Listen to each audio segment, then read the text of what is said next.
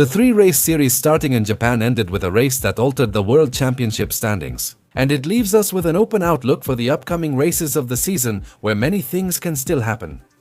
Arabia Saudita hosted a new World Championship round today. It was tense and entertaining, though not as chaotic as this circuit can be. But above all, it's especially exciting that it sets the stage for the upcoming Grand Prix of this 2025 season.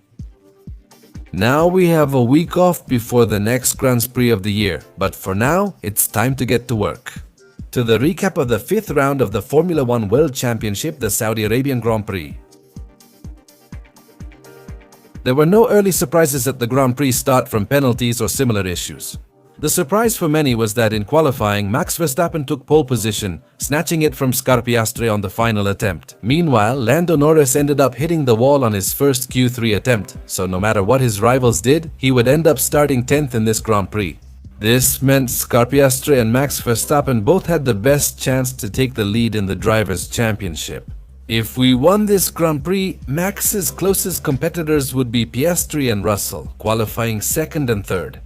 And the only question left was whether Max could beat the McLarens again at this circuit. Whether Piastri would respond or if we would have any other surprises on Sunday, all those answers would come immediately. And once the cars lined up on the starting grid, the traffic lights would go out. And with that, the Saudi Grand Prix would begin. Subscribe, Oscar. Piastri gets a great start and quickly takes Verstappen's position. At turn 1's braking zone, Piastri squeezes Verstappen, who brakes very late and cuts the corner to defend his position. But later on the circuit, Gasly would try to overtake Tsunoda on the exit of turn 4 on the outside. However, the Japanese driver, acting recklessly, hits him and causes a crash that takes both cars out of the race and brings out the safety car, in something that I consider was a racing incident. During this time, drivers like Bortoleto, Esteban Ocon and Jack Doohan pitted, hoping an alternative strategy would help them score points. If a safety car appeared, Max Verstappen would get a 5-second penalty for cutting turn 1 at the start and gaining an advantage. He'd have to serve it in the pits, which would be tough. In his hopes for victory, the safety car would come in on lap number 3, and with that the race would restart, and with it also the action of this competition. And now, Max would have to try to pull out the 5-second gap on Piastri on track to keep the lead after the pit stops, but Piastri was always staying with him. With less than a second and a half gap, Piastri wasn't letting him pull away, putting the Dutch driver's victory in jeopardy. Behind, Norris overtook Carlos Sainz on lap 7 to take 7th place and get his strategy going, since he had started the race on the hard tire. Was he hoping for a late safety car or red flag to shake up the race? By lap 13, he tried passing Lewis Hamilton at the turn 27 braking zone. The Ferrari driver fought back on the main straight and retook the lead in turn 1. Norris apparently didn't learn, as the same thing happened again a lap later, but as they say, third time's the charm. On lap 15, he didn't pass in the last corner but overtook Hamilton on the main straight, taking 6th in the Grand Prix. On lap 19, he passed Andrea Kimi Antonelli for 5th, waiting to see if anything would shake up the front of the race. Verstappen started to gradually pull away from Piastri, getting almost 3 seconds ahead. So, with a good strategy, and if he kept extending the gap, it was even possible to defend the lead despite the penalty he was going to receive. Piastri pitted on lap 20 for an undercut, but a slow stop let Verstappen stay out and use clean air. Would Piastri face traffic after rejoining? When he came out, the Australian was close to Lewis Hamilton, showing great courage, and his sense of reality was likely altered. He didn't wait. In the first drag reduction system zone, he overtook him with a wild, risky move right up against the wall.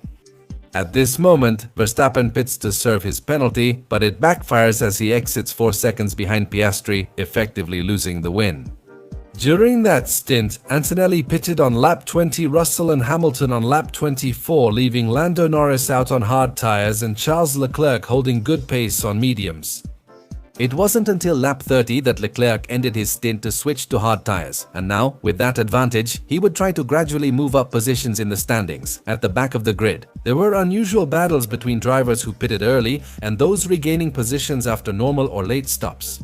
In one battle, we had a scare when Lawson passed Bortoleto on the main straight, but then Bortoleto moved across the track. He nearly caused a serious accident with Alonso by not seeing him, but luckily nothing happened.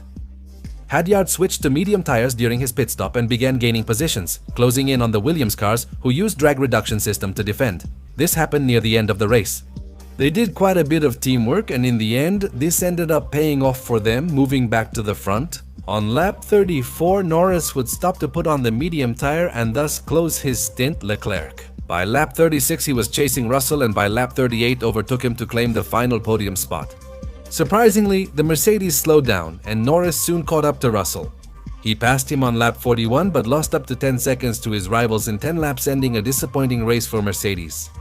At the front, Max was closing in on Piastri, but his pace was unmatched and the Australian gave Max no chance. He never had a chance to regain the lead in this Grand Prix since he couldn't get close enough.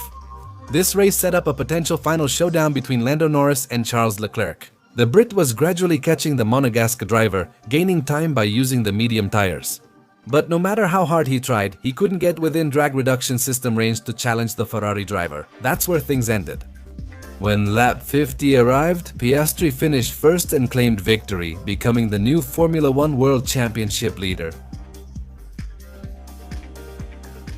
Oscar Piastri claimed his third win of the season, leading from the start and causing Verstappen's penalty. He maintained his pace and secured a crucial victory, making him the new leader of the Drivers' World Championship. The Saudi Arabian Grand Prix Top 10, Verstappen took second after a strong race despite losing, and Charles Leclerc finished third in a tough event. Lando Norris takes fourth after recovering from his accident, with Russell fifth and Antonelli sixth. In a disappointing weekend for Mercedes, 7th place and a race to forget for Lewis Hamilton. 8th place for Carlos Sainz, 9th place for Alex Albon, securing a double points finish for Williams, and closing out the top 10, Isaac Hadjar taking the last point available in this competition. I have to admit, this race seemed odd to me, though otherwise it was nothing unusual. Most of the major battles occurred at the bottom of the table, with few showdowns at the top. I have to admit, I didn't find the race boring. I actually thought it was interesting. I can't rate it very high, but it's not failing either. I'll give it a 7. Entertaining race.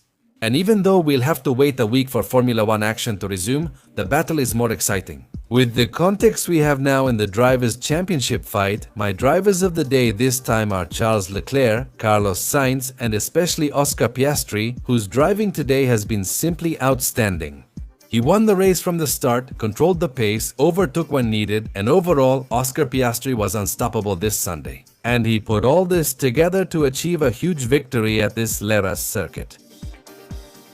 My disappointment today is Sir Lewis Hamilton. He's really struggling to adapt to Ferrari. And once again, Leclerc gave him a beating where he had no pace in any of the sessions, he had an average qualifying, a pretty bad race. Overall, he seems quite lost with the SF25. Hopefully he can improve his situation, since we must be honest, Ferrari didn't hire him for this kind of performance and expects him at the very least to be on par with Leclerc's performances. But ladies and gentlemen, with this we finish the summary of the 2025 Saudi Arabian Grand Prix of Formula One. But this is where I ask you, what did you think of the Grand Prix?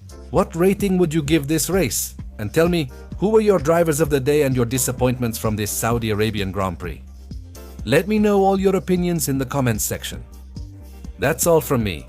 If you enjoyed this video, please give us a thumbs up, subscribe, turn on notifications, and share it with your friends. Please follow us on Instagram and Twitter using the links in the video description. See you in the coming weeks for more content. Thanks for tuning in to Skyline Racing. See you later.